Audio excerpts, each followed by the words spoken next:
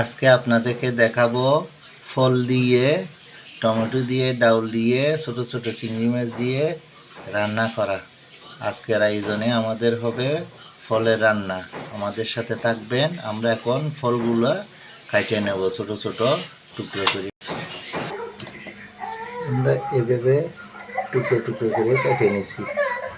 চামড়াটা ফেলে দিছি, এভাবে টুকরো টুকরো করে কেটে নিছি এবং বিচিগুলো ফেলে দিছি। বিচিগুলো খাওয়া যায় না।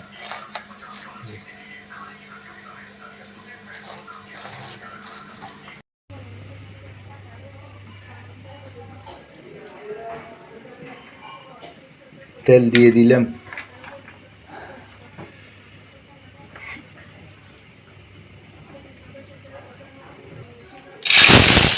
পেঁয়াজ কুচি দিয়ে দিলাম। এটা একটু লাল লাল করে ভাজে নিতে হবে বন্ধুরা। এগুলো ভাজে নিলে অনেক ভালো হবে। রসুন কুচি দিয়ে দিলাম। আদা বাটা দিয়ে দিলাম।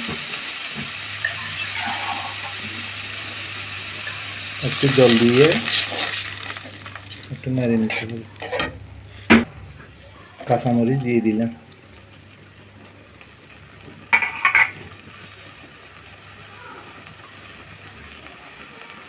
চিংড়ি মাছগুলো দিয়ে দিলাম।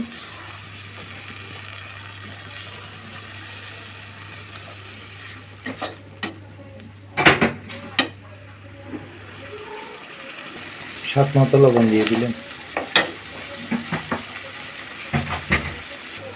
হলুদের গুঁড়া দিয়ে দিলাম। আমরা আজকে লাল মরিচ দেবো না, কাঁচামরিচ যেহেতু দিছি।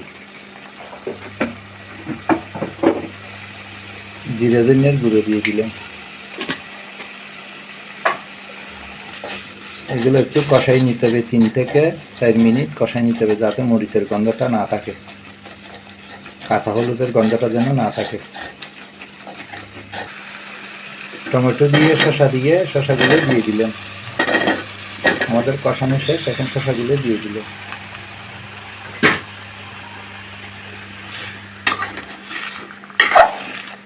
দশ থেকে 15 মিনিট সিদ্ধ করতে হবে, যাতে শসাগুলো সিদ্ধ হয়, সেই জন্য। ডাউলগুলো আমরা 1 ঘন্টা আগে ভিজিয়ে রাখছিলাম তাড়াতাড়ি ফুটে যাওয়ার জন্য। এখন ডাউলগুলো দিয়ে দিলাম। এটা আমরা হচ্ছে ঘরোয়াভাবে রান্না।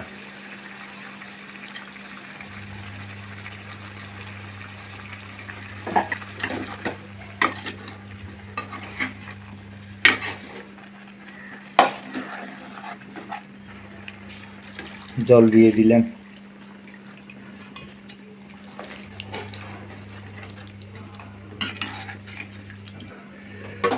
ঢাকনা দিয়ে দিলাম। চুলার আঁচটা একটু বড় করে দিলাম। আর একটু ফুটাইতে হবে, এখনো ডাউলগুলো হয়নি।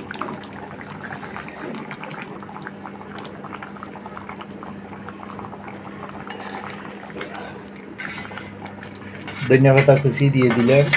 আমাদের ফল রান্না হয়ে গেছে বন্ধুরা। আপনারা এভাবে হলুদ দিয়ে, কাঁচামরিচ দিয়ে, ডাউল দিয়ে ফল রান্না করে খাবেন চিংড়ি মাছ দিয়ে, অনেক ভালো লাগবে।